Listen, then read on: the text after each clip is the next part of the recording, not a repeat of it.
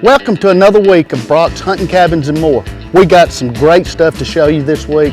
We're going to showcase what we call the Lodge. It's one of our biggest cabins. If you're an outfitter, if you've got property that people come in and hunt, this will make for a great place. Or if you just want to build it and live in it. We're also going to show you some great footage in our flashback of old timers of old. And they're old like me. So I hope you enjoy it. All this action right here, right now on Brock's Hunting Cabins and More.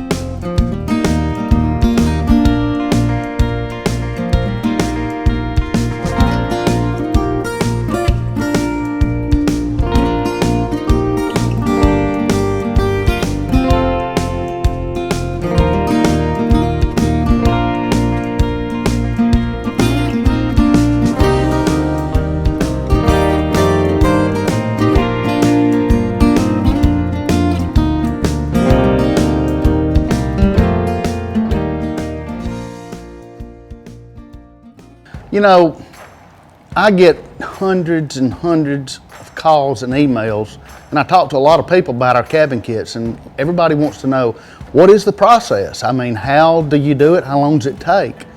You know, it depends on the cabin, but typically, you saw our meal, we can pretty much do anything you want. It takes us a couple of weeks once we do a contract, and the kit will arrive. No, you don't have to have something to unload it with. We've got Moffetts on the back of our trucks that'll unload it, and basically you get everything that it takes to dry in the cabin. And most people do not want to build them themselves. Very few do. We've had a few that built them themselves, and what we do is we'll send a crew. Typically, if we do a dry-in, it's like $100 a square foot, and that includes the kit. And depending on where my crews are, that's what delays a little bit. But we typically have any kit 2 weeks. You know, the place that I built for myself was one of the first ones that we built, and I had planned on not using it as a house, but as a lodge. And a lot of you people out there that see this program have lodges or have property, and you do pay for hunts, and this will be a great cabin for that. The way I've got it broken up would make for good sense for several people to stay here, but you can do the design any way you want on the inside. It took us about 2.5, 3 months to build, but I was in no hurry, so I just built it based on when my help could be there and they weren't building another cabin. But all our kits come completed. That we buy the metal roofs in your area. We buy the windows and doors in your area, because typically all that stuff gets banged up if we ship it. So it's an easy process. You know, we do a contract, and typically I ask for a third down, a third when we deliver it, and then I'll break the other payments down if we build it within, you know, what I feel like the time is to build a cabin. But they're, you know, typically my guys can build a 320 square foot cabin like the one we're going to be giving away here on the Pursuit channel. You know, they can build it within a week. It's pretty, you know, easy for them to do because they've done a lot of them. Also, when these cabins come in, they're not pre-cut and numbered. Our cabins are, all the logs are the same length, 16 foot, and we cut them on site. Therefore, you can build or put your windows, your doors, everything where you want it. So it's pretty much custom in what we do. Well, today we're in what we call the Lodge. It's 2,260 square foot of living space. We've got an outdoor kitchen that's 17 by 30 and another porch. Something I failed to do in the building process, I checked on the cost of mini splits, and back 6 years ago, they were pretty expensive, and I put the cabin on a slab, which we can put it on a slab, we can put it on, you know, a foundation, whatever you want. And I lost close to 900 square foot up in the loft because I had to put my heating and cooling in it. But there was 3 people that built this cabin. We had no equipment to lift these big beams, and that was a chore. But we had, we had fun, and I learned a lot about building when we started this one. I'm not a builder, but I have people that are very experienced in building these cabins. My plan for this place is to make it a school and put some more cabins on my 20 acres, put a lake in, and I'm doing a school for bass fishing, high school bass fishing kids to teach them how to get sponsors and how to, do the things that I've done for years. I'm not going to teach them how to fish because, frankly, I'm not much of a fisherman. I do fish, and I have fished in Mexico on our show, Bass in Mexico, and we'll show you some of that footage. But this cabin is the colors that I've used. And, you can mix out, not all wood. You put sheetrock, paint it, and I use the same colors that I had on my past cabin. And it's very roomy. My bedroom is about 700 square foot, and I spend most of my time there. You can make it smaller. You can really take this cabin and put inside what you want. We can customize it, so you're not stuck with this floor plan. And it'll take to build this one probably 2.5, 3 months, and that's pushing it. But I try to give my crew enough time and to build them. But this is a great place. I've got like 21-foot ceilings here in the living room and my bedroom. People always ask, is it hard to heat and cool? No. My power bill during the summer never gets over $200. In the winter, it goes a little more, but it might be $250. But to heat and cool this big place, that's pretty cheap. Okay, I'm gonna take you on a tour of what we call the lodge, which is the place I live in. This is the front porch. It's 12 by 20. It's got open beam, open ceiling where you can, just like the inside. Well, we're inside the lodge, and the most favorite thing that I like about this design is we have a cathedral ceiling. We use 4 by 8 beams that are 21 foot long. We use 2 by 8 tongue and groove on top of that, and then of course we put insulation, and then we put the metal roof. But you can see that it's open, and I really like that. Well, we're in the kitchen, and to me that's really one of the most important places in the cabin. I mean, I do a lot of cooking. I love cooking, and it's an open kitchen. Of course, we got a U-shaped, horseshoe-shaped countertop. Our countertops are just the regular countertops you can buy at Lowe's or through any cabinet maker. But the good thing is now is I am a dealer for the largest cabinet maker in the Southeast. So we can get you cabinets, we can get you granite if you want it, anything. Also, you see that I have stainless steel appliances. I can get those as well through a company out of New York. But this kitchen will work for anybody. I mean, if you look at pictures of it, you don't realize how big it is. I mean, we can set 3 here, 3 on the other counter. 6 people can eat here at the kitchen. We got an opposite sink. We got an ice maker there. So, I mean, it's just perfect. If you want to build a lodge and live in it, great. If not, if you want it for your hunting facility, or you've got a bunch of land and you got people coming in, it'll still work for that as well. Next, we're going into the dining area. I mean, you call it that. It's all open, so it's all together. But with our dining area, if you've got a lodge and you've got several people in, I mean, we can sit 15 people here and accommodate them really good. It's open, so everybody kind of feels at home and together instead of going into another room and being confined. Okay, we're in the living room now, and again, it's all open, so it's a combination of the kitchen, dining, living room, and a very open space with the 21-foot ceilings.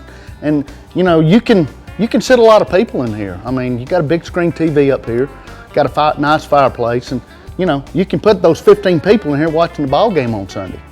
Another thing I really like, because I've got 2 fireplaces. This one is, I know you think it's real rock, but it's really not. It's fake rock. They're put in by each one of the rocks. But the deal that I have now, that I'm a dealer for, we can do it in sheets. And I'll promise you, you cannot tell the difference in that and real rock. And you're gonna spend about $25 just a square foot just for labor.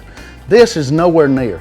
You can check our stuff out on our website, but I recommend doing that. You don't have to build up under it.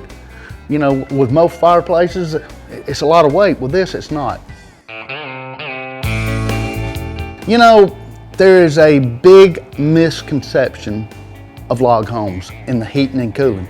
These logs are better conduit for heating and cooling than a brick wall. These logs are, you know, almost 8 inches thick.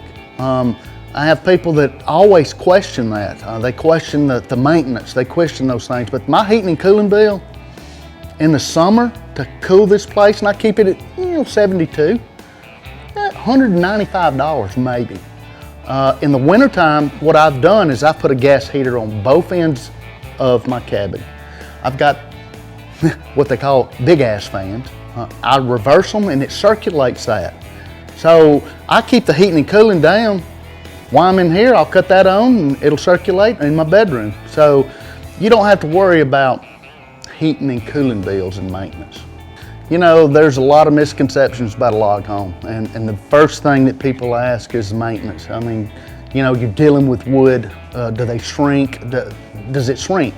Yes, they do, but we do a process where every time we butt up a log, we drill a 7/8 inch hole, put a dowel in there, so you'll never have no pass through.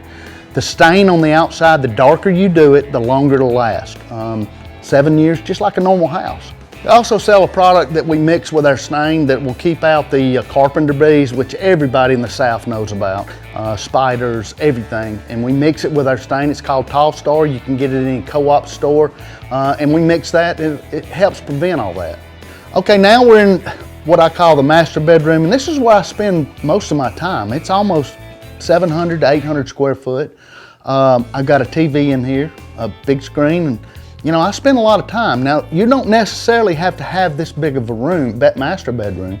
You can break it up and make 2 bedrooms out of it because it's big enough to do that. But I do enjoy here because that's where I spend most of my time. You know, the thing is, all our stuff is custom. You can put windows and doors wherever you want them. You know, I know my bathroom is overkill, but it's mine and that's what I wanted. We can do anything you want. I've got some great ideas from Pinterest that we can share with you. All you gotta do is say, build this and we can do it. Finally, I'm gonna talk about the other rooms in the house. I've got 2 rooms that can be used as bedrooms, but I chose to put my workout stuff in the one and the office in the other. We've got another bath in the other bedroom, and we have a half bath in my office. And finally, the outdoor kitchen. I spend a lot of time out here, especially during football season. You know, it's decorated for a man, I guess. I mean, a woman would like it, but we got the corrugated tin on the bottom. We got tile on the top. It's open ceiling. I've got a nice outdoor sink, kitchen, counter space with teak wood that I've got at Southeastern Salvage, and we made all the cabinets ourselves out of cedar. And we got that other fireplace. That's fake rock, people, and we've got it. So when we build you a cabin, you want a fireplace, whatever, we can do it. All right, Cal, I'm gonna let you down. This is our fire pit, and it's not the usual fire pit. It's about 8 foot across. I think Cal gets in there when it rains a lot and swims around.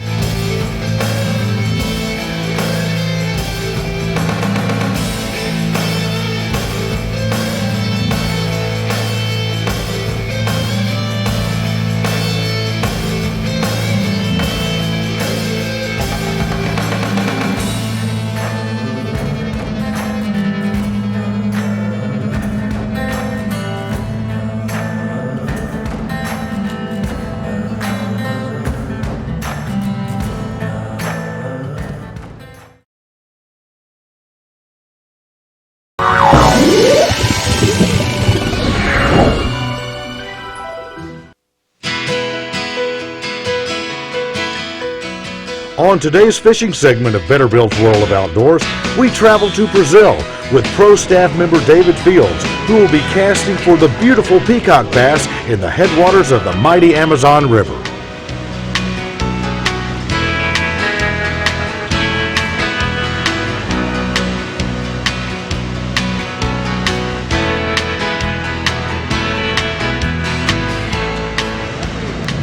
Well, we're coming to the close of our first day on the water here on the mighty Amazon.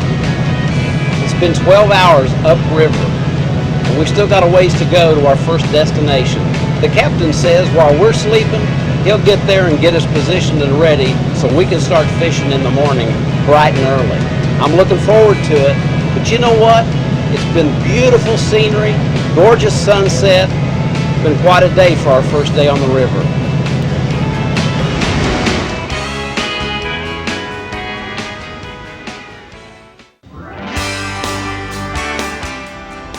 Over the last 20 years, U.S. anglers have developed a keen interest in casting for the large, growing, aggressive peacock bass of the Amazon River.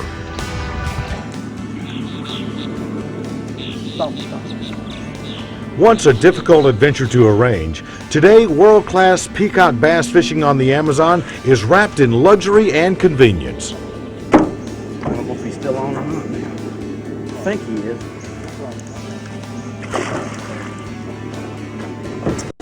Tactics and tackle developed for catching the North American largemouth bass are deadly on their Latin cousins.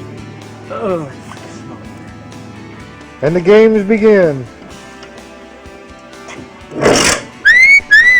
Of course, guides in the U.S. have definite limits for how far they'll go to make their clients happy.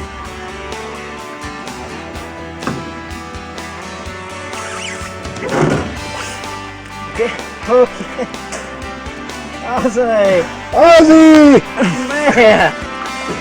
You're the man! First fish. First fish of the day. Second day we've been on the Amazon. Pulled up on this little bank right here. On about 6 foot of water in this brush. And this fish hit right out here on a point, right on this brush out here. We've got dolphins out here just off of this bar. We want to bring these fish in close to the bar and release them away from the dolphins. Gives them a much better survival rate. This fish is a beautiful fish. We want to keep him in good shape, so we're going to release him right here.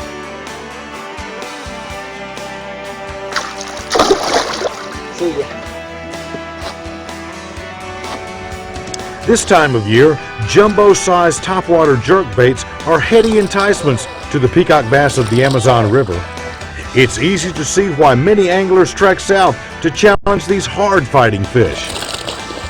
More aggressive than the North American black bass, the peacock is a brawler that evolved tough and mean in the hard, murky world of the Amazon River. Let him be. These fish fight without reserve from the moment they're stung by the hook until they're boated, leaping to wrestle free from the capture.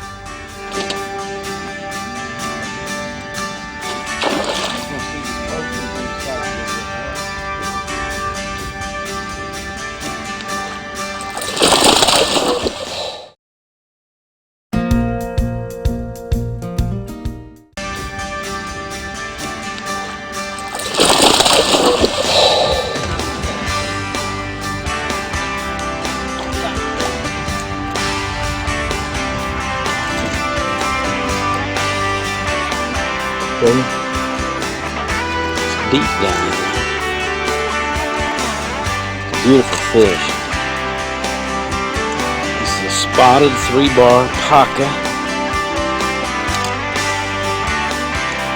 Now you want to be real careful when you're taking these hooks out of these fish. You don't want any injury left in there. Nice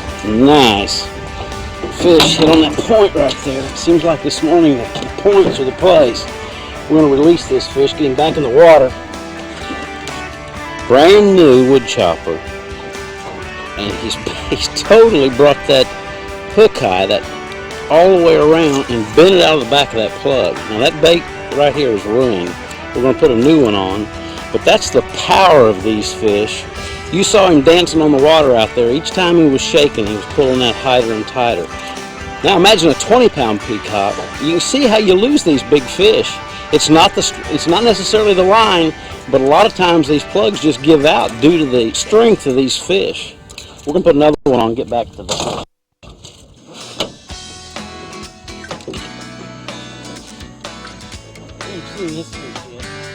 He is really cool. These fish can easily reach 20 pounds. and depending on where in the Amazon River you're fishing, average between 10 and 15 pounds.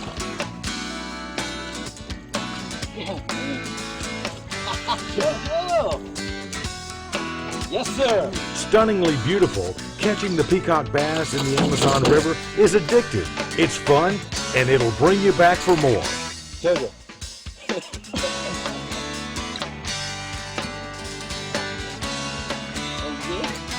I thought you just do that long little spot. Tell me the story. 17.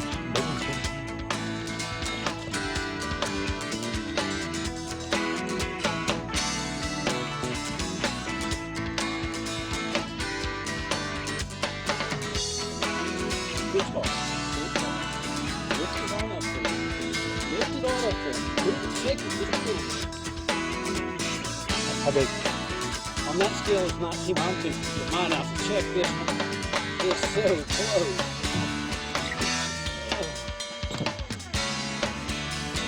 close. Accommodations on the luxury riverboat where David stays when not casting wood choppers is fully air conditioned and provides meals like those from a 4-star restaurant.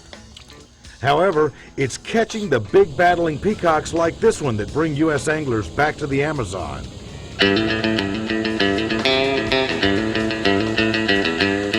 Well, I hope you enjoyed the show as much as I did bringing it to you. Next week, we're going to take you on great adventures, show you other cabins. But you know, when I was looking through some of the old footage for flashback, I remember and saw this guy up here on the wall. And remembered that he almost killed my cameraman and producer that's doing everything now. Thank God he's still alive, and that's why I keep him outside. Remember, take a kid to the woods, it'll keep him off the streets, and may God bless you as he's blessed me. If you ask him, he will.